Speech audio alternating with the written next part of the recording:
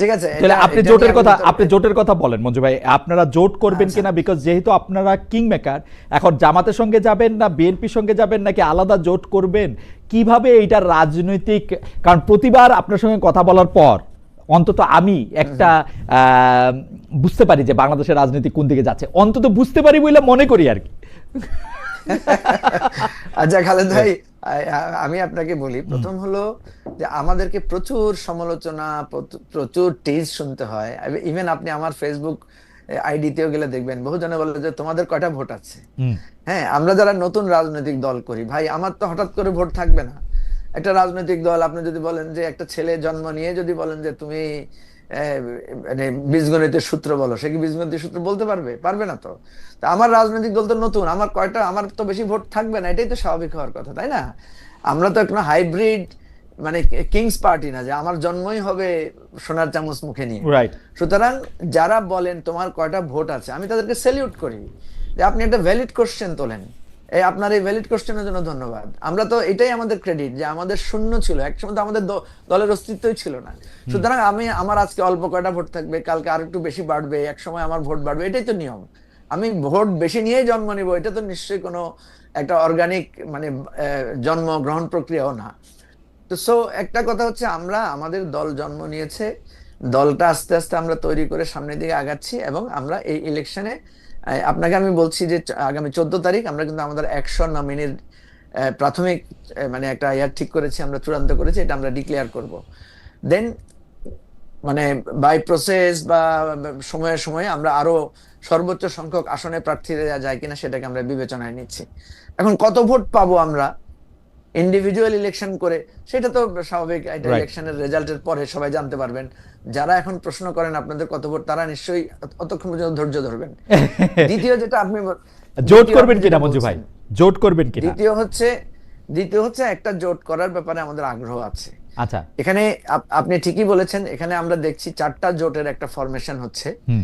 একটা হচ্ছে বিএনপির নেতৃত্বে একটা জোট, একটা দেখছি আমরা জামাতের নেতৃত্বে একটা জোট, একটা দেখছি জাতীয় পার্টিকে কেন্দ্র করে একটা জোটের গুঞ্জন, বা সিপিবি, লেফট ওরিয়েন্টেড দলগুলোকে একটা জোট। আর আমরা 9টা দল আমাদের এই একটা ইস্যুতে বসেছিলাম, সেটা হচ্ছে যে আপনার জুলাই সনদ বাস্তবায়নের প্রক্রিয়ায় আমরা অন্যান্য দলগুলোর সাথে মিলে একটা অনানুষ্ঠানিক এক ধরনের সমঝোতায় আসতে পারি কিনা। তো সেইখানে আমাদের ওই বৈঠকের পরে অনেকে বলেছেন এটা কি কোনো নির্বাচনের জোটে রূপ নিতে পারে কিনা। হুম, হুম। তো সেক্ষেত্রে আমরা বলেছি আমরা এই ধরনের একটা চিন্তা করতেও পারি। মানে আমাদের যেহেতু একটু আমাদের চিন্তাগত মিল আছে, আমরা একটু সেন্ট্রিস্ট পলিটিক্যাল পার্টি হিসেবে আমাদের একটা চরিত্র দাঁড়িয়েছে, হুম। এবং আমরা যেহেতু দেখছি যে এই নতুন অভ্যুদয়, আপনি দেখবেন সেই নাগরিক ঐক্য থেকে শুরু করে রাষ্ট্র সংস্কার আন্দোলন থেকে শুরু করে গণ অধিকার পরিষদ, এবি পার্টি, এনসিপি, আমাদের কিন্তু একটা কমন জায়গা আছে। আমরা বলছি যে রাষ্ট্রটাকে নতুন করে একটা নতুন রাজনৈতিক বন্দোবস্তে যেতে হবে। এটা সত্য যে আমাদের এই গণ অভ্যুত্থানের পরে যে স্বপ্ন কিছুটা হলেও ক্ষতিগ্রস্ত হয়েছে, কিছুটা প্রশ্নবিদ্ধ হয়েছে ছাত্র নেতৃত্ব, কিন্তু অল্টারনেটিভ যেটা, হুম। যে বিএনপি জোট বা জামাতের জোট, এই এদের কাছ থেকে যে একটা নতুন পলিটিক্যাল অর্ডার মানুষ পাবে, সেটাও কিন্তু মানুষ আস্থা রাখতে পারছে না। ওকে। কিন্তু বিএনপি জামাতের আমার যেই মানে এক ধরনের বিরোধ, এটাতে কিন্তু আমি দেখি যে মানুষের মধ্যে একটা মানে অনীহা আছে, এবং এটার কারণে বিএনপি জামাতের এই অনীহার কারণে, এই বিভেদের কারণে কিন্তু কোনো না কোনো ভাবে আমরা দেখছি জামাতে বেনিফিটটা পাচ্ছে, জামাতের হুম, দিকে একটু ভোটের মানুষের সমর্থনের জায়গাটা, হুম, পাল্লাটা একটু হুম। একদিকে টার্ন করছে। তো সেই জায়গা থেকে আপনার প্রশ্নের স্পষ্ট উত্তর হচ্ছে, আমরা সেন্ট্রিস্ট পলিটিক্যাল পার্টিগুলো নতুন রাজনৈতিক বন্দোবস্তের স্বপ্ন আমরা যারা দেখছি, এবং নতুন রাজনৈতিক সংস্কারের যেই আহ, কাজগুলো আমরা করছি, এটাকে কেন্দ্র করে একটা একটা জোট করা যায় কিনা, এটার জন্য আমরা চেষ্টা করছি। ওকে। আপনাকে ধন্যবাদ মঞ্জু ভাই। আমি তুষার ভাইয়ের কাছে যাওয়ার আগে আমি একটু দর্শকদের মতামত, আর দর্শকরা আবার মন্তব্য পাঠাচ্ছেন, কেউ কেউ আবার এটা বলতেছেন যে খালেদ ভাই আপনি মন্তব্য পড়েন কেন, ইন্টারেস্টিং। যাই হোক, আবুল খায়ের সাহেবের মন্তব্য আমি একটু বলতে চাই যে খালেদ ভাই আপনারা দুজন মিলে এনসিপি নিয়ে মজা করেন, এদের দেশের প্রতি যে ভালোবাসা আছে তা নষ্ট করেন না। জনাব আবুল খায়ের সাহেব, আপনাদের জন্য একটু আমি বলি, আপনাকে একটু বলি, দেশের জন্য ভালোবাসা আরও কারো কারো কারো থাকতে পারে যারা রাজনৈতিক দলে যায় নাই, যারা রাজনৈতিক দল করে নাই, এরকম কারো কারোর মধ্যেও কিন্তু দেশের জন্য ভালোবাসা থাকতে পারে, ওইটাও আপনারা একটু খেয়াল করেন। যাই হোক, আমি একটু তুষার ভাইয়ের কাছে আসবো। তুষার ভাই, দর্শকদের কাছে আমি জানতে চাইছিলাম, যারা আপনারা সাথে যুক্ত হওয়ার আগে মানে এই জরিপের মতো জুলাই সনদ বাস্তবায়ন প্রক্রিয়া নিয়ে রাজনৈতিক দলগুলোর মধ্যে ঐক্য এখনো হয় নাই, তারা একমত। দর্শক শতকরা 30% মনে করেন যে একমত হতে পারবেন, শতকরা 70% মনে করেন যে একমত হতে পারবেন না। তুষার ভাই, একটু বিবিসি বাংলার দেওয়া জনাব তারেক রহমানের সাক্ষাৎকারের প্রসঙ্গ ধরে আসি, যেটা এখনো স্পষ্ট যে বিএনপি এখনো মাঠে রাজনীতিতে প্রধান প্রতিপক্ষ আওয়ামী লীগকেই মনে করে। আপনার কাছে কি মনে হয় 24-এর 5 আগস্টের পরে আওয়ামী লীগের সেই প্রাসঙ্গিকতা কি আছে? কেউ কেউ আবার বলছেন জনাব সাবের হোসেন চৌধুরীর নেতৃত্বে আরেকটা আওয়ামী লীগের শাখা বা শুদ্ধ আওয়ামী লীগ, তৃণমূল আওয়ামী লীগ, ভালো আওয়ামী লীগ, এরকম কিছু একটা হতে পারে। আপনার কাছে কি মনে হয় তুষার ভাই? সাবের হোসেন চৌধুরীর নেতৃত্বে কিছু হবে কিনা এই বিষয়ে আমার কোনো ধারণা নাই। তবে তারেক রহমান যেটা মানে ওই সাক্ষাৎকারে যদি এরকম মনে হয়ে থাকে যে আওয়ামী লীগই বিএনপির সবচেয়ে বড় প্রতিপক্ষ, এটা মনে হওয়াটা তো কোনো ভুল না। কেননা আওয়ামী লীগ পালিয়ে গিয়েছে, দলের নেতারা চলে গিয়েছে, কিন্তু যারা আওয়ামী লীগের সমর্থক ছিল, ভোটার ছিল, তারা তো আচার জয় পরাজয়ের সম্পর্ক থাকবে, অন্তত কিছু আসনে তো থাকবেই। ফলে বিএনপি একটি অত্যন্ত আমি মনে করি শক্তিশালী দল। একই সঙ্গে তাদের নির্বাচন সংক্রান্ত যথেষ্ট অভিজ্ঞতা রয়েছে। আপনার নিশ্চয়ই মনে আছে যে 2001 সালে তারা এই যে আধুনিক জরিপ পদ্ধতি, ভোটের আগে এক ধরনের ক্যালকুলেশন, এক ধরনের হিসাবপত্র করা, অর্গানাইজড ক্যাম্পেইন করা, এই জিনিসগুলো কিন্তু তারা 2001 সালে করেছিলেন। ফলে এই দলের মধ্যে কিছু আধুনিক চিন্তা ভাবনাও আছে। ফলে বিএনপি যদি এই ক্যালকুলেশনের ভিত্তিতে বা জরিপের ভিত্তিতে মনে করে থাকে যে আওয়ামী লীগই তাদের এখনো পর্যন্ত বা আওয়ামী লীগের ভোটাররাই এখনো পর্যন্ত তাদের জন্য একটা বড় চ্যালেঞ্জ, সেটা তো ভুল কিছু না। কিন্তু এটার মধ্যে দিয়ে এইটা ভাবার কোনো কারণ নাই, কেননা ওই সাক্ষাৎকারে কিন্তু উনি এটাও স্পষ্ট করেছেন যে আওয়ামী লীগ ফিরে আসবে বা স্বৈরাচার ফিরে আসবে বা এই স্বৈরাচারের লোকজন এসে আবার দেশ শাসন করবে, এতে বিএনপির কোনো মত মানে সম্মতি নাই, এটাও কিন্তু তিনি বলেছেন। আমার কাছে মনে হয়েছে মোটামুটি একটি সৎ উত্তর তিনি দিয়েছেন এবং সততার সঙ্গেই বলেছেন। কেননা আওয়ামী লীগের ভোটারদেরকে তো উপেক্ষা করার কোনো সুযোগ নাই, ভোটাররা তো আছে বাংলাদেশে। তুষার ভাই, আপনি কি বিএনপির ভারপ্রাপ্ত চেয়ারপারসন জনাব তারেক রহমানের যে ইন্টারভিউটা 2 পর্বে দেওয়া হয়েছে সেটা কি আপনি দেখছেন? কয়েকটা বিষয় একটু দৃষ্টি আকর্ষণ করতে চাই আপনার মতামত শোনার জন্য। আমি প্রথমটা দেখেছি আর দ্বিতীয়টার অনেকখানি দেখছি। আচ্ছা, তাহলে আপনার একটু দৃষ্টি আকর্ষণ করি যে মানে যেসব বিষয়ে জনাব তারেক রহমানের মানে উত্তরের ব্যাপারে আপনার একটু মতামত আমি শুনতে চাইবো। যে কয়েকটা হচ্ছে যে দেশে না, মানে আমি শুধু প্রসঙ্গগুলি বলি, আপনার মতামত একটু শুনি। দেশে না ফেরা প্রসঙ্গ, তিনি বলেছেন যে উপযুক্ত সময় ফিরবেন, কবে ফিরবেন জানিয়েছেন যে দ্রুতই ফিরবেন।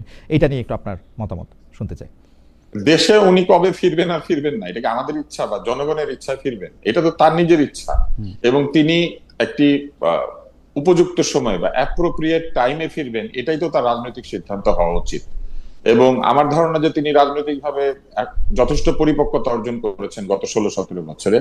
ফলে আমার যেটা ধারণা যে তিনি একটি উপযুক্ত সময় বেছে নেবেন, যে সময় তিনি ফিরলে পরে সবচেয়ে বেশি ইম্প্যাক্ট ক্রিয়েট হবে বলে তিনি এবং তার দল মনে করেন এবং তার উপদেষ্টারা মনে করেন। তিনি নিশ্চয়ই তার দলের সঙ্গে আলোচনা করেন এবং দলের সঙ্গে আলোচনার ভিত্তিতে পরিস্থিতি বিবেচনায় নিয়ে তিনি ফিরবেন। কিন্তু এটা তো তিনি বলেছেন যে তিনি ফিরবেন, ফলে এটা তো একটা পজিটিভ সাইন। আরেকটি বিষয় হচ্ছে যে তিনি তো ফিরবেনই, মানে এতদিন কেন ফিরেন নাই সেই প্রশ্নের উত্তরে তিনি আসলে এতদিন কেন ফিরেন নাই মানে কি 5 আগস্ট 6 আগস্ট কেন ফেরার পরিবেশ ছিল? 6 আগস্ট কেন? আমি যদি প্রশ্ন করি বাংলাদেশের দ্বিতীয় স্বাধীনতা যারা ইন্টারনেটে বিভিন্ন ধরনের গালিগালাজ করে এনে দিলেন, তারাও তো দেশে ফিরেন নাই। না, তাদের এগুলো কোনো কথা না। তাদের আর জনাব তারেক রহমান আলাদা। জনাব তারেক রহমান তো দেশের আলাদা না। মানুষ হিসেবে আপনি যদি বিবেচনা করেন কে কখন ফিরবে আর কে কখন ফিরবে না, কে কেন ফিরবে আর কে কেন ফিরবে না, এইটা কি আমরা প্রশ্ন করতে পারি? আমরা বরং তাকে অনুরোধ করতে পারি যে আপনি দ্রুত ফিরে আসুন। আপনি কেন ফিরেন না? আমরা প্রশ্ন মনে করতে পারি, কারণ এটা আমাদের কৌতূহল। উনি সারা বাংলাদেশের নেতা, এতদিন তিনি দেশে ফিরতে পারতেছিলেন না, একটা খুবই অপ্রেসিভ গভর্নমেন্ট ছিল বলে। এখন তিনি দেশে ফিরবেন, সেটাই তো স্বাভাবিক, তাই না? মানে এখন তিনি দেশে ফিরবেন সেটাই স্বাভাবিক, কিন্তু কখন তিনি দেশে ফিরবেন এই সিদ্ধান্তকে আমি দিব? 13 মাস এই সিদ্ধান্ত উনি নেবেন। আচ্ছা, 13 মাস কেন? উনি 17 মাস পরে, উনি 17 মাস পরেও ফিরতে পারেন, এটা তো তার ইচ্ছা। ইচ্ছা ইউনূস সাহেব, ডক্টর ইউনূস, ইচ্ছা ডক্টর ইউনূস, দেশে এত বড় আন্দোলন হয়ে গিয়েছে, উপদেষ্টা পরিষদের দায়িত্ব গ্রহণ করার জন্য 4 দিন বসেছিলেন কেন? ওনার কি বাধা ছিল?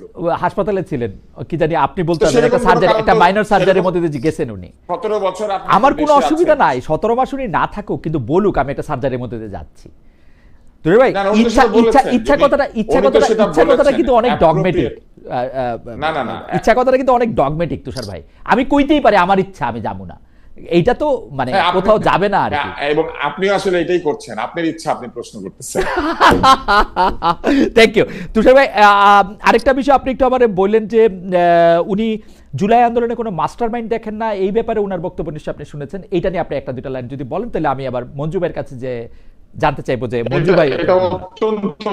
এটা অত্যন্ত সঠিক বক্তব্য। জুলাই আন্দোলন কি, মানে আমি কি বলবো এটা, কারণ জুলাই কি একজন মাস্টার মাইন্ড আছে, একজন বসে বসে এটা ছক করেছে? অ্যাকর্ডিং টু ডক্টর ইউনূস আছে, সেটা তো নাই। অ্যাকর্ডিং টু ডক্টর ইউনূস একজন আছে। সেটা, এটা বরং আপনি ডক্টর ইউনূসকে জিজ্ঞাসা করেন, আপনার পারলে। কাছে উনি যদি সাক্ষাৎকার দিতে রাজি না, হন। হয় নাই। উনি তো ইংলিশে কথা না বললে সাক্ষাৎকার দিতে চান না। প্রথমত আগে ইংলিশে কথা বলতে পারতে হবে, সাক্ষাৎকারটা লন্ডন আর আমেরিকাতে হইতে হবে, আল জাজিরা থেকে চাকরি ছেড়ে দেওয়া বা আল জাজিরার সাবসিডিয়ারি প্রতিষ্ঠানে চাকরি না, বাকরি করতে হবে। এটা বললে আবার উনি এবং বলতে পারবেন তারপরে না। আপনাকে, উনি আর বলতে আপনি যদি বাংলাদেশে থাকেন, জি। তাহলে আপনাকে নুরুল কবির অথবা গোলাম মুর্তজা হইতে হবে। হ্যাঁ হ্যাঁ, তা নাহলে তো উনি সাক্ষাৎকার দিবেন। আর ডয়েচে ভেলেতে থাকতে হবে, আমার নাম মোহাম্মদ আরাফাত বা জুবায়ের হইতে হবে, তাহলে হয়তো দিতে পারবে। হাওয়েভার আমি হ্যাঁ, মানে তো তাইলে উনি উনি উনি উনি এটা বলুক যে উনি কেন মাস্টার মাইন্ডের কথা বলেছিলেন। শত শত লোক জীবন দিল, হাজার হাজার লোক জীবন দিল, তাহলে মাস্টার মাইন্ডের যে প্ল্যানটা আছে, যেরকম গ্রাফিটির বই বের হয়েছে, কার্টুনের বই বের হয়েছে, অনেক বই বের হয়েছে না, এই মাস্টার মাইন্ডের প্ল্যানিংটাও বের করে দেখি, এটা পৃথিবীর বিভিন্ন দেশে মুক্তিকামী জনগণের কাজে লাগবে মাস্টার মাইন্ড প্ল্যানিংটা। আমার তারেক রহমান একদম সঠিক বলেছেন। কিসের মাস্টার মাইন্ড? কিসের মাস্টার মাইন্ড? জনতা এটার মাস্টার মাইন্ড। রক্ত দিয়েছে জনতা, আর একজন মাস্টার মাইন্ড বসে আছেন। আমি জেমস বন্ডের ছবি দেখতাম, সেখানে স্পেক্টার নামে একটা অর্গানাইজেশন আছে। Right. স্পেক্টারের মাস্টার মাইন্ড হচ্ছে ব্লোফেল্ড, হেনরি ব্লোফেল্ড।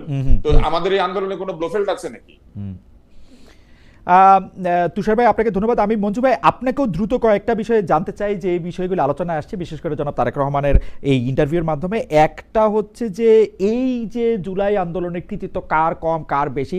মঞ্জু ভাই, আমরা আপনার নাম অনেক জায়গায় শুনি, আপনারও অনেক বেশি কৃতিত্ব অনেক জায়গায়। এই কৃতিত্বের ভাগাভাগিটা আসলে কেমনে হবে? মানে আমরা আন্দোলন করলাম একটা স্বৈরাচারী সরকারকে হটানোর জন্য, প্রথমে একটা কোটা বৈষম্য বিরোধী করার জন্য, তারপর একটা স্বৈরাচারী সরকারকে হটানোর জন্য, ফেসিস্ট এখন আমরা যাকে বলতেছি তাকে হটানোর জন্য। কিন্তু পরে আমরা যে ক্ষমতার ভাগটা যে আমরা ভাগাভাগি করে নিলাম, কেউ উপদেষ্টা হইলাম, কেউ নতুন রাজনৈতিক দল করলাম, আপনি গিয়ে কাকে কাকে উপদেষ্টা করবেন সেগুলি ঠিক করে আসলেন, সেই ক্ষেত্রে উনি যে জবাব দিল সেটা আপনার কাছে কেমন লাগলো মঞ্জু ভাই? প্রথম কথা হচ্ছে, আমি একটা প্রস্তাব দিয়েছিলাম যে এই আন্দোলনে কারা কারা মাস্টার মাইন্ড তারা আবেদন করেন, আমরা সবাই মিলে সবাইকে মঞ্জুর করে দিই, যে আমাদের সবাইকে মাস্টার মাইন্ড ঘোষণা করে দিই তারা যারা আবেদন করবেন। কারণ একটা ক্লেম করার একটা, ধরেন এটা শুরু আমাদের করছিল এখানে হয় না, শুরু করছিল আমাদের শফিক ভাই প্রথমে চিনাই দিছিলেন মাহফুজ আলম সাহেবকে যে ইনি আড়ালে থেকে অনেক কাজ করেছেন।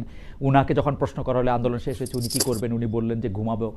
তারপরে ডক্টর মোহাম্মদ ইউনূস ক্লিনটন ফাউন্ডেশনে গিয়ে পরিচয় করা দিলেন যে অনেকেই বলেন যে এই আন্দোলনটা আসলে একটা হেডলেস ছিল, আসলে তা ছিল না, আসলে তা ছিল হচ্ছে এই হচ্ছে মাস্টার মাইন্ড। এদিকে আবার জামাতের একজন নেতা লন্ডনে বলতেছেন ডক্টর মোহাম্মদ ইউনূস বহু আগে একজন লবিস্ট নিয়োগ করেছিলেন এই সরকারকে যাতে ইয়া করা যায়, এবং মানে উনাকে আমি চিনি, বকর সাহেব, খুবই মানে আপনিও হয়তো চিনেন মঞ্জু ভাই, যে খুব মানে সুন্দর করে কথা বলেন, উনি পেশায় একজন আইনজীবী, উনি একদম দায়িত্ব নিয়ে বলতেছেন যে আমি জানি একটা লবিস্ট নিয়োগ করা হয়েছিল। আপনি যদি একটু বলেন। খালেদ ভাই ঘটনা হয়েছে, আমাদের এক একজনের জ্ঞান তো এক এক জায়গায় সীমাবদ্ধ। জি, ধরেন শফিক ভাইয়ের কথা যে ভুল তা না, উনি যতটুকু জানেন উনি ততটুকু বলেছেন, যে যতটুকু জানে। যেমন আমি জানি এই আমি জানি যে হাতি দেখতে আসলে খুব সরু, একটা দড়ির মতো।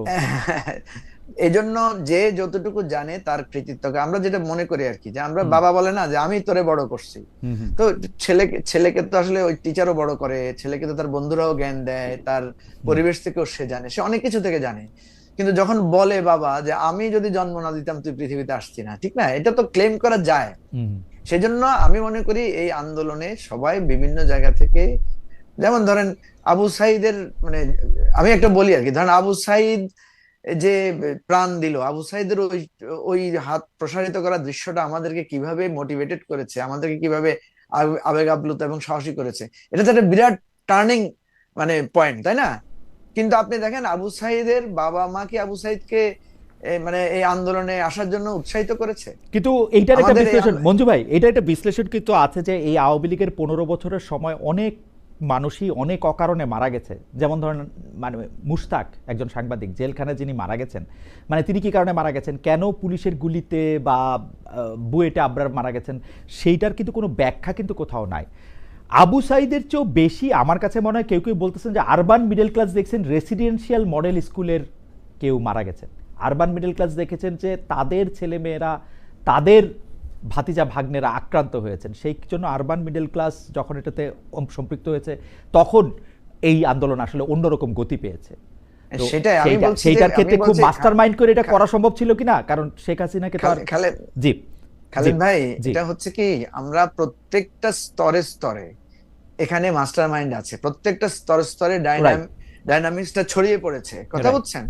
আমি আপনাকে যদি বলি আবু সাইদের ওই শহীদের যদি কেউ ছবিটা না তুলতো, হুম, তাহলে তো আমরা আবু সাইদের এই এই মৃত্যুটা ছবিটা দেখতেই দেখতে পারতাম না, পারতাম না। দেখতেই পারতাম না। আমরা হয়তো কেউ একটা বর্ণনা করতো যে Right. একটা গুলি করছে, একটা ছেলে বের করছে, মারা গেছে। আমাদের তো এটা টাচ করতো না। তাহলে ওই যে ফটোগ্রাফার, ওকে আপনি কি বলবেন? ও কি মাস্টার মাইন্ড না? বা ওকে তো আপনি বলতে পারেন যে একটা অসাধারণ মানে একটা জিনিস ছড়িয়ে দিয়েছে। সো আমি যেটা বলতে চাই যে ম্যাক্সিমাম শহীদের সাথে, আমি শহীদের পরিবারের সাথে আমি কথা বলে জিজ্ঞেস করেছি যে আপনার ছেলে যে মিছিলে আসছে আপনি রাজি ছিলেন কিনা। ওনারা ম্যাক্সিমাম লোক বলেছে আমি বাধা দিয়েছি, আসতে দেই নাই, ছেলে এটা আসুক আমি চাই নাই। তো তাই বলে কি আমি ওই লোককে বলবো যে আপনি তো আমাদের আন্দোলনের বিরোধী? মঞ্জু ভাই এই আন্দোলনটা আপনি তো কেমন আপনার ছিল, মঞ্জু ভাই এই আন্দোলনটা কেমন ছিল আমি আপনাকে বলি। আমরা তুষার ভাইকে 56তে ছেড়ে দিব, সেজন্য আমরা একটু তুষার ভাইকে শুনে তারপর আবার আপনি শুনবো। আমি এখন এই মুহূর্তে জেলে আছেন এইরকম ফেসিস্টদের দোসরের ছেলেমেয়েরাও রাস্তায় ছিলেন, এই আন্দোলন করছে। হ্যাঁ, আমি মানে তো মানে আপনাকে এটা বললাম, এটা এটা এটা কিন্তু এটা কিন্তু মানে খুবই মানে সবার সবার সবার অংশগ্রহণ এতে ছিল, নেতৃত্ব কেউ কেউ দিয়েছেন। মঞ্জু ভাই আমি আবার আসি আপনার কাছে, আমরা ছেড়ে দিয়ে আপনার সাথে একটু থাকি আর কিছুক্ষণ। তুষার ভাই লাইনটা আজকে আশা করবো যে বাকিটা সময় ঠিক হবে। তুষার ভাই, বিএনপির মনোনয়ন প্রশ্ন, বিএনপির মনোনয়ন প্রশ্ন, সেইখানের মধ্যে এটা বলা হইতেছে হচ্ছে যে তাকে যখন কৌশল নিয়ে জিজ্ঞেস করা হয়েছে তখন পেশশক্তির প্রভাব, টাকার প্রভাব, পারিবারিক বিষয় বিবেচনা নিয়ে তিনি যে প্রশ্ন করেছেন মানে উত্তর দিয়েছেন সেটা আপনার বিশ্লেষণ আমরা শুনবো, যে মানে তিনি একটা গড়পড়তা উত্তর দিয়েছেন যে সবচেয়ে বেশি কথা বলবো, মূল্যায়ন করব, আপনার তাই মনে হয় কিনা? উনি যেটা বলেছেন সেটা হচ্ছে রিয়েল প্রসেস, সেই প্রসেসটা যতক্ষণ পর্যন্ত না হচ্ছে ততক্ষণ পর্যন্ত এটা সঠিক বলেছেন না সঠিক বলেন নাই এটা বোঝা যাবে না। কিন্তু আপনি যদি আমার বিশ্লেষণ বলেন তাহলে আমি বলবো যে বিএনপি যদি এবার নমিনেশনের সময় সঠিক নিয়মে নমিনেশন না দেয়, অর্থাৎ পছন্দ অপছন্দ অথবা পারিবারিক সূত্রকে বিবেচনায় নেয়, তাহলে কিন্তু বিএনপি ক্ষতিগ্রস্ত হবে। এবং আমার ধারণা যে এইটা তারা বুঝতে পেরেছেন, এই বিভিন্ন যে জায়গাতে তারা যে জনমত সংগ্রহ করছেন সেখানেও বাংলাদেশের মানুষ পরিবারতন্ত্র থেকে মুক্তি চায়, বাংলাদেশের মানুষ অযোগ্য মানুষের শাসন থেকেও মুক্তি চায়, বাংলাদেশের মানুষ দু একটি পরিবারকে যাদেরকে শ্রদ্ধা করেন এটা কিন্তু পরিবারতন্ত্র হিসেবে শ্রদ্ধা করেন না, ব্যক্তিদেরকে শ্রদ্ধা করেন বলে তাদের পরিবার সেই ভালোবাসাটা পায়। যেমন বহু জায়গায় আছেন শিক্ষকের ছেলে, ওই এলাকার সেরা শিক্ষকের ছেলে বা মেয়ে, ওই শিক্ষকের সম্মানটার অনেকখানি তারা পান, এটা আমাদের সোশ্যাল প্র্যাকটিস। কিন্তু এর বাইরে এমপির ছেলে এমপি হবে, মন্ত্রীর ছেলে মন্ত্রী হবে, এই প্রক্রিয়া থেকে সরে আসবেন এরকম একটি ইশারা বা ইঙ্গিত আমরা পেয়েছি। এখন বাংলাদেশের বৃহৎ দলগুলি নমিনেশন দেওয়ার ক্ষেত্রে অনেক কিছু বিবেচনায় নেন, এলাকাতে প্রভাব, শক্তি, পারিবারিক লেগেসি, অতীতে জয়ের অভিজ্ঞতা, তারপরে এমনকি দলের শীর্ষস্থানীয় নেতাদের সঙ্গে সম্পর্ক, এরকম নানান ফ্যাক্টর কিন্তু কাজ করে। আমার মনে আছে কোন একজন শীর্ষ নেত্রী আমাকে বলেছিলেন যে এইসব কমিটি টমিটি সব ভুয়া আওয়ামী লীগের। উনি বলেছিলেন যে ওনারা একটা কাগজের মধ্যে নাম লেখেন, তারপরে সেই নাম নিয়ে একক ব্যক্তির কাছে যান, উনি যদি ইয়াস বলেন তো ইয়াস, উনি নো বললেন নো, ফলে নিচে যা হয় এগুলা সব লোক দেখানো। তো বিএনপি কে এটা প্রমাণ করতে হবে যে বিএনপি আগামী মনোনয়ন যখন দিবেন তারা আসলেই মনোনয়ন যেভাবে হওয়া উচিত আদর্শ মনোনয়ন পদ্ধতি সেইভাবে তারা মনোনয়ন দিচ্ছেন কিনা। ফলে এই বক্তব্যটাকে আমাদেরকে যাচাই করতে হবে নির্বাচনের সময় মনোনয়ন প্রক্রিয়াটা দেখে। তার আগে আমরা কেবল আশা করতে পারি যে অতীতের মতো প্রভাবিত মনোনয়ন প্রক্রিয়া হবে না। আর দর্শকদের অনেক প্রশ্ন দেখতে পাচ্ছি, আমি আপনাদেরকে নিশ্চিত করতে পারি যে আমাদের এইখানে খালিদ বা আমাদের দুইজনের অন্তত আগামী নির্বাচনে মনোনয়ন পাওয়ার কোনো আকাঙ্ক্ষা নেই। না, আমরা একটু শান্তিতে জীবন যাপন করতে চাই। তুষার ভাই, এই 3 মিনিট সময় আছে আপনার হাতে, আমি এই প্রসঙ্গটাতে আসি। আপনার বক্তব্য শুনে আমি মঞ্জু ভাইয়ের কাছে একটু বিস্তারিত শুনতে চাইবো। এইটা হলো যে দুর্নীতি, বেশিরভাগ বাংলাদেশের মানুষ ইররেসপেক্টিভ তারা কোন দল সাপোর্ট করে না করে, তারা দুর্নীতিমুক্ত একটা বাংলাদেশ দেখতে চায়। পাশাপাশি এই দুর্নীতিমুক্ত বাংলাদেশ দেখার ক্ষেত্রে বেশিরভাগ মানুষের একটা প্রেসক্রিপশন হচ্ছে বাংলাদেশটা যদি একটা ধর্মভিত্তিক রাষ্ট্র হয় এবং এই দুর্নীতিটাকে যে ধর্মে বর্ণিত বিভিন্ন পন্থা দিয়ে যদি একটা শাস্তি দেওয়া যায় তাইলে বোধহয় এটা ভালো হবে। আপনার মন্তব্য একটু শুনে রাখি তুষার ভাই, আমরা একটু মঞ্জু ভাইয়ের কাছে এটা একটু বিস্তারিত শুনবো, এই রাজনীতিটা বা এই জায়গাটা আপনি কিভাবে দেখেন। পৃথিবীতে যেসব দেশে দুর্নীতি নাই তাদের অধিকাংশ দেশই মুসলিম সংখ্যাগরিষ্ঠ না। যেমন আপনি যদি এমনকি আরবেও যান, আরবের রাজারা অনেক দুর্নীতি করেন। আমার কাছে 1972 সালের একটা নিউজ উইক আছে যেখানে বাদশাহ ফাহাদ আমেরিকাতে গিয়ে ক্যাসিনোতে $6 মিলিয়ন এক রাত্রে জুয়া খেলে উড়িয়ে দিয়েছে। উনি একজন জুয়ারি, ইসলামের জুয়া নিষিদ্ধ ছিল। তো এগুলো আছে। ফলে মুসলিম প্রধান দেশে দুর্নীতি হয় না, ব্যাপারটা এরকম না। ফলে দুর্নীতির সাজা দেওয়া অথবা না দেওয়া অথবা দুর্নীতি রোধ করা এবং না করার সঙ্গে ধর্মের শাসনের বা ধর্মীয় শাসনের কোনো সম্পর্ক নাই। বরং ধর্মকে মানে এমন জনগোষ্ঠী যদি আমরা তৈরি করতে পারতাম তাহলে দুর্নীতি এমনিতেই দূর হয়ে যেত। আমাদের ধর্মে তো চুরির কথা লেখা নাই, দুর্নীতির কথা লেখা নাই। আমাদের ধর্মে তো অন্যের জিনিস দখল করার কথা লেখা নাই। ফলে আমরা যেগুলো না, এরকম যদি লোকজন থাকে, আমি আরেকবার বলি এই কথাটা, মানে আমাদের দেশে বহু লোক আছেন যে তারা এই ধর্মের বিভিন্ন জায়গাকে ভিন্নভাবে তারা স্থাপন করেন, অর্থাৎ তারা আচরণ করেন, উপাসনা করেন, কিন্তু ঘুষ খান। তো এরকম যদি আমরা হয়ে থাকি আমাদের দেশের লোকেরা, তাহলে সেইখানে তো আমাদেরকে বিবেচনা নিতে হবে যে প্রকৃত ধর্ম পালনকারী জনগণ না তৈরি হলে ধর্মের শাসন দিয়ে কখনো দুর্নীতি দূর করা যায় না।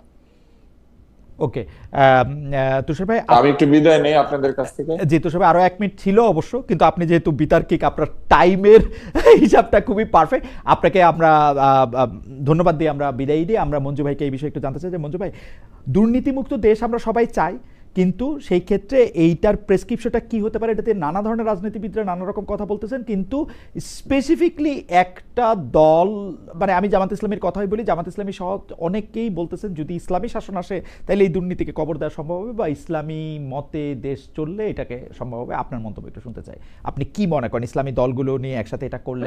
সর্বশেষ আমরা দেখলাম যারা মামুনুল হককে আফগানিস্তানে গিয়েছেন, তিনিও প্রায় কাছাকাছি ধরনের কথা বলেছেন, দুর্নীতি প্লাস দেশের মানুষ, সামাজিকতা, সামাজিক নর্মসগুলি কেমন থাকবে সেটা নিয়ে। দুর্নীতির কারণটা কি? আমরা যদি বলি যে দুর্নীতি মানুষ কেন করে, দুর্নীতি, বা আমরা যদি এটাকে আরো ভেঙে বলি নীতি,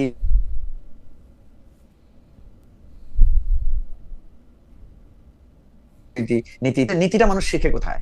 নীতি শিক্ষার আমরা যেটা দেখি কয়েকটা সোর্স আছে। একটা হচ্ছে ফ্যামিলি থেকে শিখে, ফ্যামিলির ঐতিহ্য থেকে শিখে, ধর্ম থেকে শিখে, মানুষ কালচার থেকে শিখে।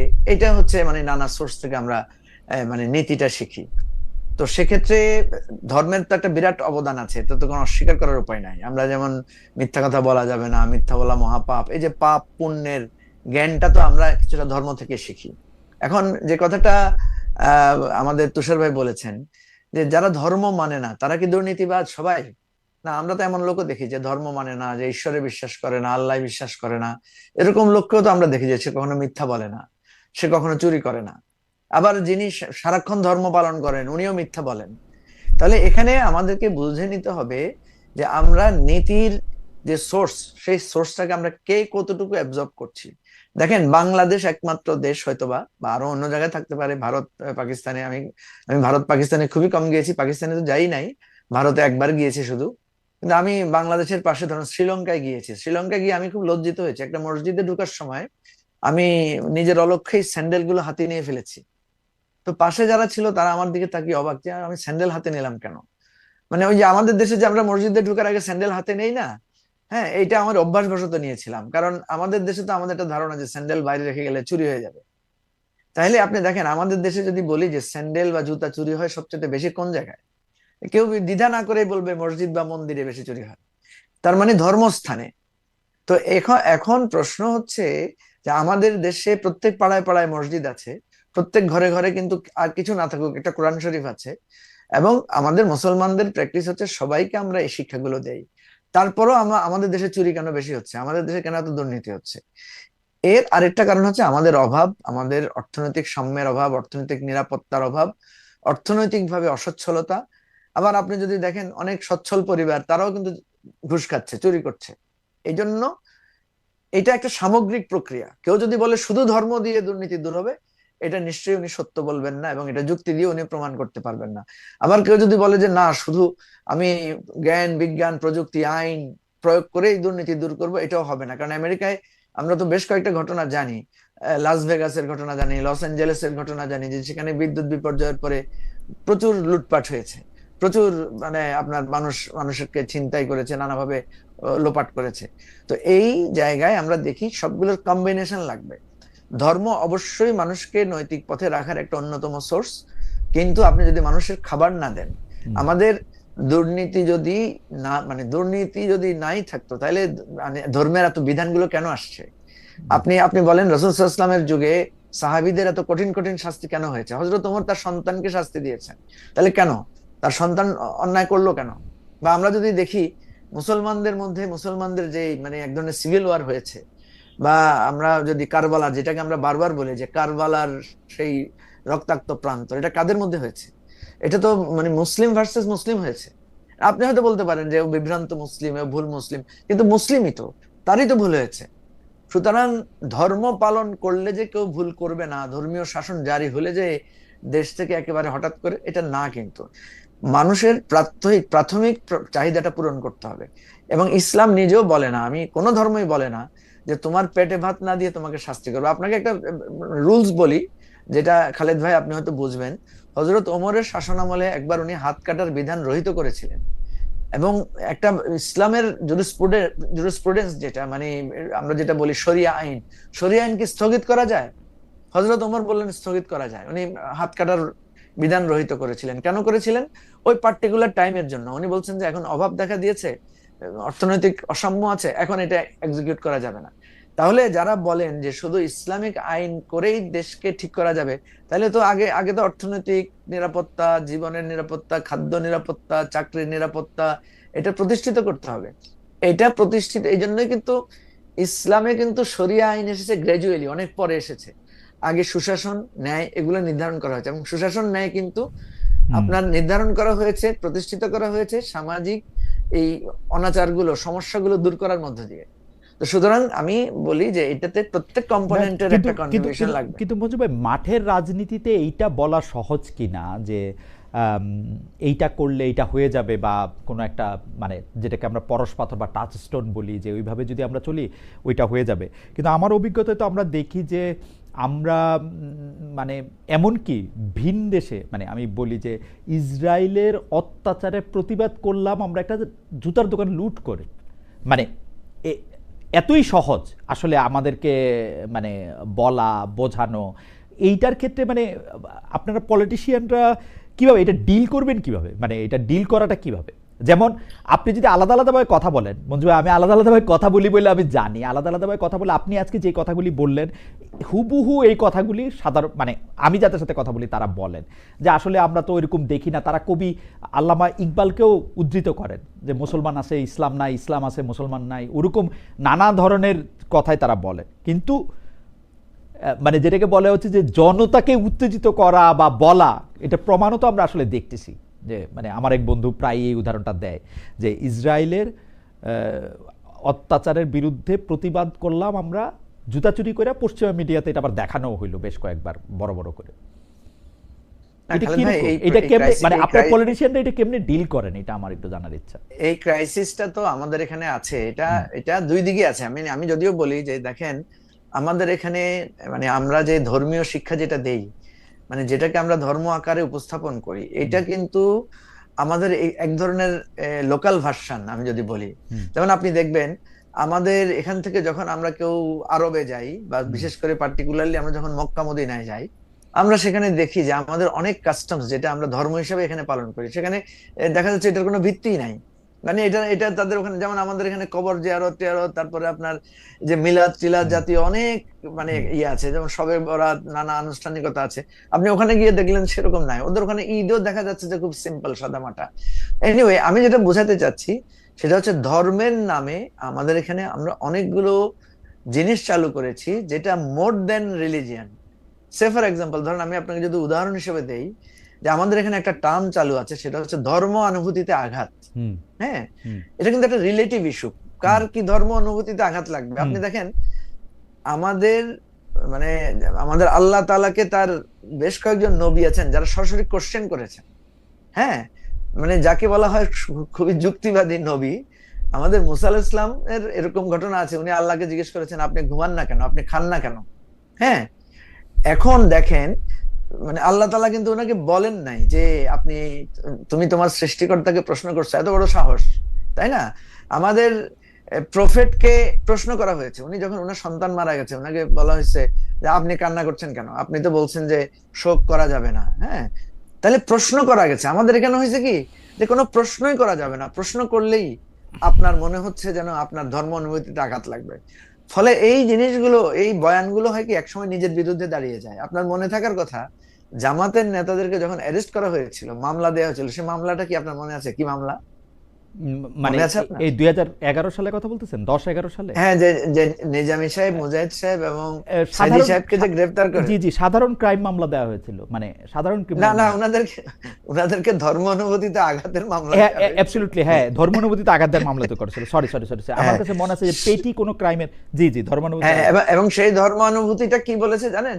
সেটা হচ্ছে যে সম্ভবত ওনারা কোন একটা মিটিং এ হুম ওনারা মানে তুলনা করেছেন যে মানে সাহাবীদের সাথে বা নবীর আচরণের কোনো বা কিছুর ওনাদের সাথে ওনারা স্লোগানেও তো কম্পেয়ার এরকম অনেক করেছেন। কিছু ছিল, ভোট দিলে পাল্লায় খুশি হ্যাঁ হবে আল্লাহ, ওইরকম তো অনেক হ্যাঁ, স্লোগানও তো ছিল। এখন প্রশ্ন হচ্ছে, এই যে বয়ানটা আপনি তৈরি করেন যে এত সোজা ধর্ম অনুভূতির আঘাত, যেমন আমরা অনেক সময় যখন আমাদের ধর্ম নিয়ে আলোচনা করি দেখবেন স্বাভাবিকভাবে আমি অন্য ধর্মকে কিন্তু খাটো করে আমাকে আমার ধর্মকে কম্পেয়ার করতে হয়, তাই না? আবার অন্য ধর্ম যখন করে, অন্য ধর্ম যখন তার ধর্ম নিয়ে আলোচনা করে, সে কিন্তু আমার ধর্মকে, যেমন ধরেন আমাদের বিশ্বাস হচ্ছে গরুর গোশত খাওয়া, তাই না?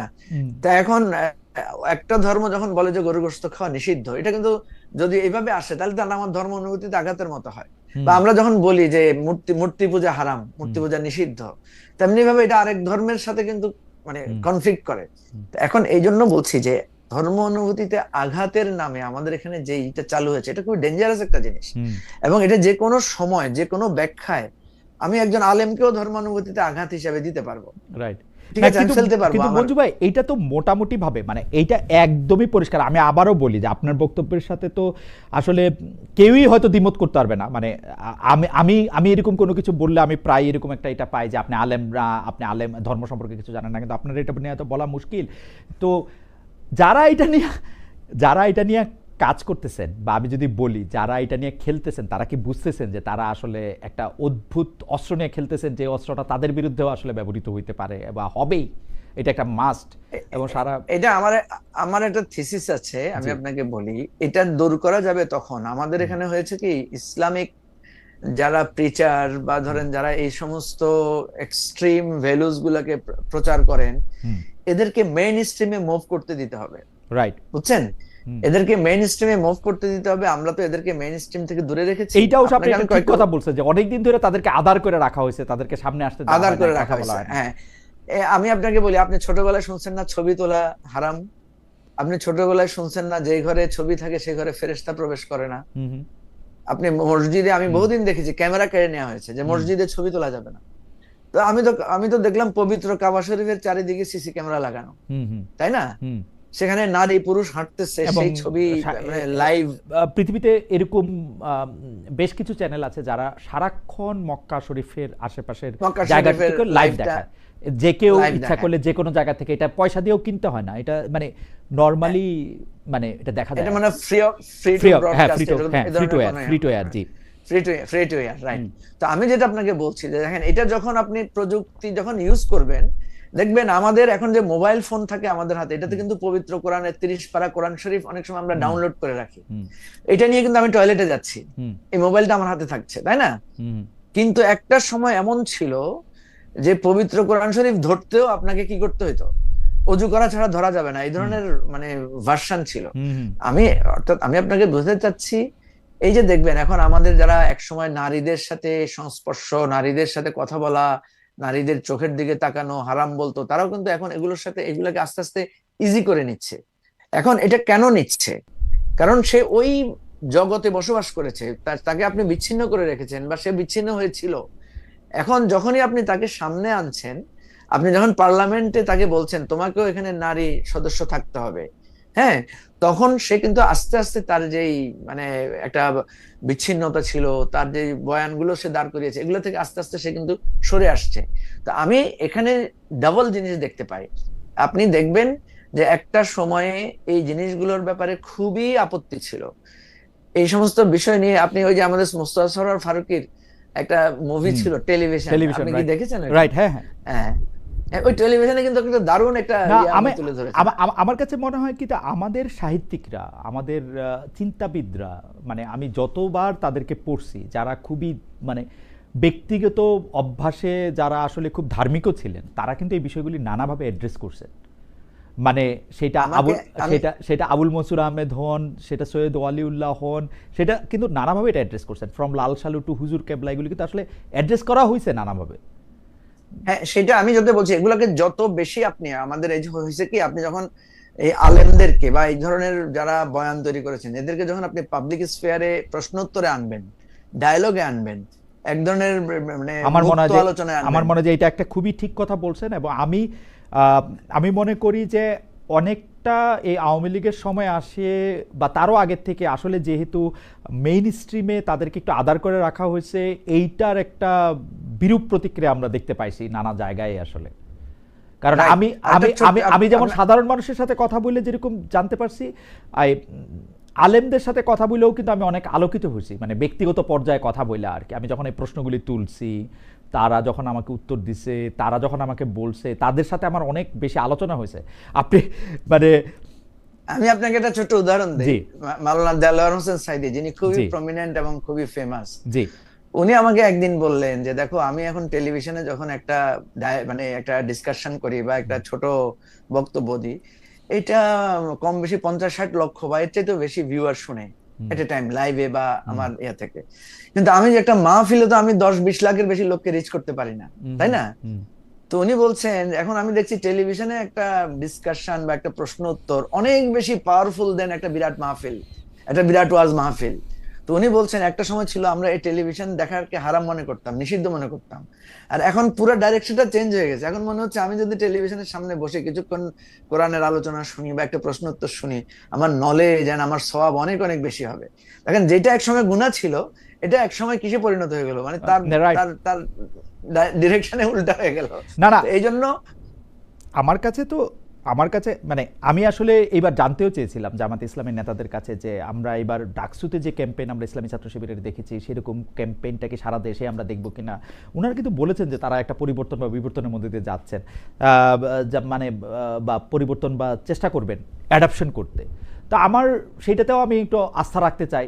আবার উনাদের নেতৃবৃন্দের সঙ্গে আলাদা করে কথা বললে আমার কাছে মনে হয় যে মানুষের কল্যাণই আসলে উনাদের ধারণা, কিন্তু বলার সময় বা যেভাবে আসলে মেসেজটা যায় সেইটা আবার একটু ডিফারেন্ট ওয়েতে যায়। এটা একটু না, এখানে একটা ছোট্ট কনফ্লিক্ট আছে। সেটা হচ্ছে উনি আগে যেটা বলেছেন, উনি আগে যেই কথাটা শিখিয়েছেন, এখন যখন সেটাকে উনি রিভার্স করছেন বা সেটার কাউন্টার যাচ্ছে। একটা ছোট্ট উদাহরণ আপনাকে বলি, যে ছাত্র শিবিরের বা জামাতের সদস্য হওয়ার, আপনি কি এটা পড়েছেন কখনো তাদের সংবিধান?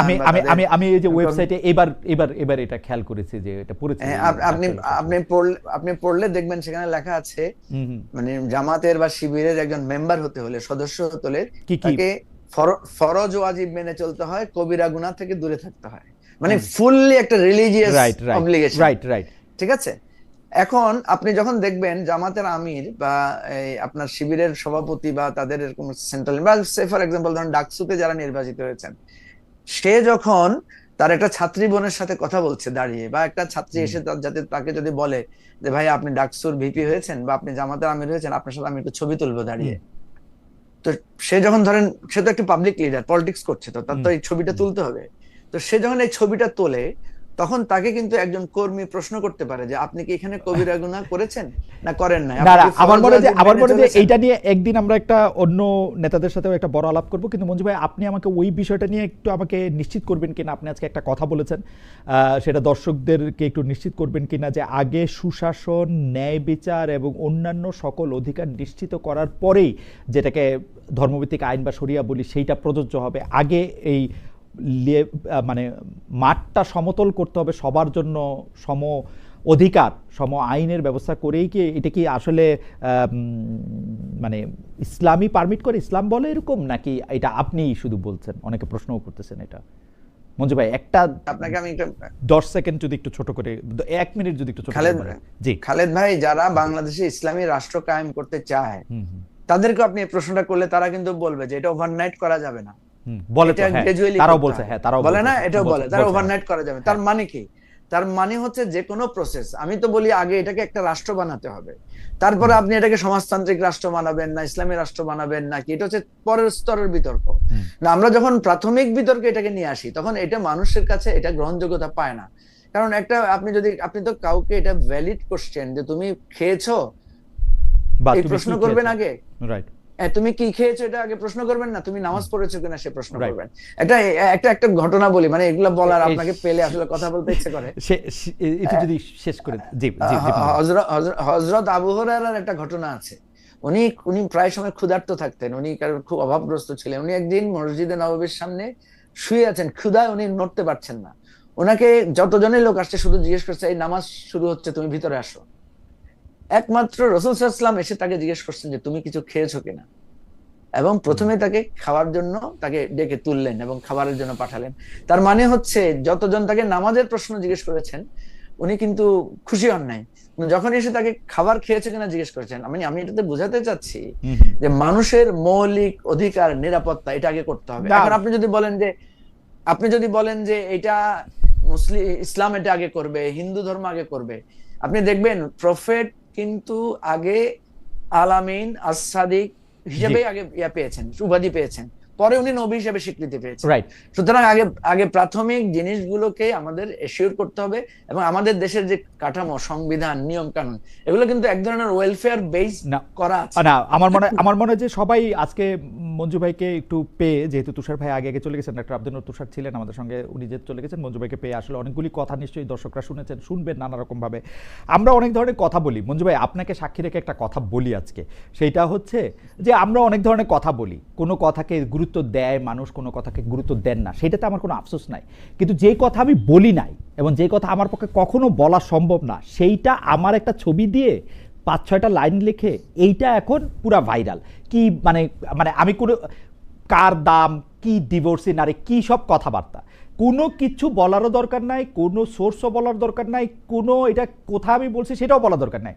আমার আফসোস যারা অডিয়েন্স আছেন তারা এইটা আবার খুব গ্রহণ করেন, আমাকে প্রশ্ন করেন আমি এই কথাটা বলছি কিনা। ভাই ওইখানে বলা আছে এটা আমি বলছি, আর আমার এটা ছবি ব্যবহার করবে, করে তারপরে এর মধ্যে থেকে এটা লিখবে, খুবই ডিস্টার্বিং। এবং এই ধরনের হয় কি, আমি এইটার ভোক্তা না, কিন্তু আমার যারা শুভাকাঙ্ক্ষী আছেন, যারা আমাকে মনে করেন যে এই ব্যাপারটা আমাকে একটু জিজ্ঞেস করা দরকার, তাদেরকে আমার শত্রু মনে হয় যে তোমরা যে এটা সাবস্ক্রাইব করলা, মানে how could you do that. এখন এইটার জন্য একটা ফতোয়া দেন মঞ্জু ভাই, এটা কি করা, এটা কি করা? এবং যারা এটা মনে করেন, মানে যারা এটা আমাকে জিজ্ঞেস করেন এটা আমি বলছি কিনা, আপনি দেখেন একটা ছবিটার মধ্যে একটা মানে লাল একটা আউটলাইন করে একটা 4-5টা অং বং খং লিখে দিল, এটার মধ্যে কিন্তু কোথাও নাই এটা আমি বলছি, এটা আমি কিছু করছি। তো যারা আমার জিজ্ঞেস করে এটা আমি বলছি কিনা, তারা কেমন, মানে তাদের মিডিয়া লিটারেসিটা কেমন আসলে, এবং সেটা একটা দুটো না, অসংখ্য। এটা তো খুবই দুঃখজনক। এবং আপনার টকের সাথে অন্য জায়গা থেকে এটা টক লাগিয়েও আমি দেখেছি ক্লাস বানানো হয়, এক সপ্তাহে 256টা হয়েছে, এটা এক সপ্তাহে 256টা। এবং বাংলাদেশে গুরুত্বপূর্ণ ব্যক্তিদের মধ্যে অনেকে আমাকে ফোন করে এটা বলেন, হ্যাঁ ডক্টর ইউনূস এবং শেখ হাসিনার ইন্টারভিউটা ভালো হয়েছে, ভালো নিছো। আমি আপনাকে আমি কি বলবো, আমার বাসায় আমাকে বলতেছে যে খালিদ ভাই এরকম একটা ইন্টারভিউ নিল। আমি বললাম যে খালিদ ভাই এরকম ইন্টারভিউ নিল তো আমরা আগেই জানতাম। যাই হোক, এই কাজগুলো যারা করেন এদেরকে আপনি কি হিন্দু বলবেন না মুসলমান বলবেন না খ্রিস্টান বলবেন? কোন ধর্মে এটা বৈধ আছে বলেন? কোন ধর্মে আপনি এটা, কোন ধর্মে এটা বৈধ আছে বলেন? তাহলে এই কাজটা যারা করেন তারা প্রথমত আমি মনে করি একদম 1 নম্বরে আমি বলবো যে এরা ধর্মদ্রোহী লোক। যে কোনো ধর্মই মানে না। হ্যাঁ, যে লোকটা নামাজ পড়ে না, কোরআন পড়ে না, বা পূজা করে না, বা মন্দিরে যায় না, সে সেটা আলাদা ধরনের অপরাধ। কিন্তু যে এই কাজটা করে সে কিন্তু আসলে সকল ধর্মের নীতিকে না অমান্য না করে, ঠিক এবং আছে, এইটাই যে আমাদের। না না যেই কাজটা করে সে অপরাধী, কিন্তু আমি আমার শ্রোতা বন্ধুদের, দর্শক বন্ধুদের জন্য একটু বলি যে মিডিয়ার ভোক্তা হওয়ার ক্ষেত্রে একটু সতর্ক না হইলে এই যে এই সব ধরনের জিনিসের সত্য। আসলে খুব রমরমাও হয়। আমরা অনেক কষ্ট করে একটা সত্য। অনুষ্ঠান করি বা অনেক কষ্ট করে একটা বস্তু সাজাই, আমাদের এডিটোরিয়াল টিম বা রিসার্চ টিম পাশাপাশি করে, সেই সব যত না বেশি মানে মনোযোগ পায়, তার চেয়ে এইসব গার্বেজ অনেক বেশি মনোযোগ পায়। আমি এটার হিসাবটা বুঝি না কিন্তু আসলে। সত্য সত্য সত্য খালিদ আমি ভাই, এটার হিসাব আমি কিন্তু বহুবার বুঝি আমি বহুবার অনেক পজিটিভ কথা বলি, দেখি কেউ কোনো মানে ধন্যবাদও দেয় না, কেউ কিছু বলে না। কোনো একটা কথা যদি নেগেটিভ হয়েছে, সেখানে দেখবেন আমার ফেসবুকে কমেন্টে ভরে যাচ্ছে। না, কোনো একটা absolutely. পছন্দ, তার অপছন্দ যদি হয় আর কি। অ্যাবসলিউটলি মঞ্জু ভাই, তো আপনাকে এটা হলো আমাদের দুর্ভাগ্য। মুজিবুর রহমান মঞ্জু ভাই, আপনাকে অনেক ধন্যবাদ। দর্শক আপনাদেরকেও ধন্যবাদ। আপনারা অনেকক্ষণ ধরে ডক্টর আব্দুল নূর তুষার ছিলেন, তিনি তার বক্তব্য আমরা শুনলেন। আমরা মঞ্জু ভাইয়ের ব্যাপারে সাথে অনেকগুলি বিষয় নিয়ে কথা বললাম, বিশেষ করে দুর্নীতি এবং ধর্ম, পাশাপাশি হচ্ছে জনাব তারেক রহমানের বক্তব্য, এবং সবার আগে যে উপদেষ্টাদের নিয়ে আমরা মঞ্জু ভাইয়ের অনেকগুলি গুরুত্বপূর্ণ পয়েন্ট শুনেছি। আপনারা নিশ্চয়ই আবারও এটি দেখবেন। মঞ্জু ভাই অনেকগুলি বিষয় আমাদের সাথে শেয়ার করার জন্য আপনাকে অনেক অনেক ধন্যবাদ।